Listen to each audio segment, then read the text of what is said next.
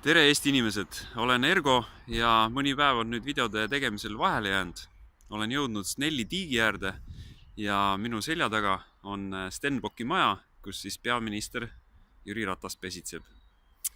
Ja tulles nüüd minu tänase päeva videoseeria Eesti Vabariik 100 ideed juurde, siis järgmine idee on otseselt ja kaudselt nüüd minu selja taga olevale riigiaparaadile sinna pihta. Ehk siis meil on 2016 aasta seisuga 138 000 riigitöölist. Ja see on päris suur protsentuaalne arv erasektoris töötavate inimestega. Ja kuidas nüüd Eesti riik saaks teenida 300 miljonit eurot selle pealt, on nii, et kui võtta 30 000 riigitöölist ja suunata nad erasektorisse ja kui igaühe palk on kuskil 10 000, mitte kuskil, vaid ongi 10 000 eurot aastas, siis see teebki 300 miljonit eurot. Ja Töötukassa sai kunagi omal ajal väga hästi hakkama inimeste tööle suunamisega ja Eestis on tööhõive päris kõrge.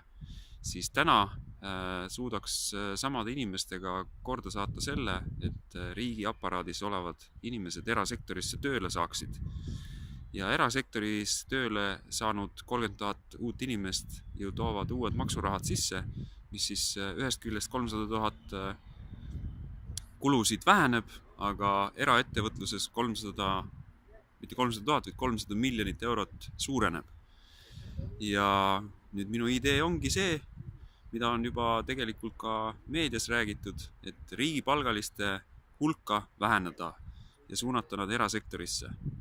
Aga seda ei piisa, et neid 1000 või 2000 aastas suunata. Neid tuleb saata 30 000 üsna pea erasektorisse.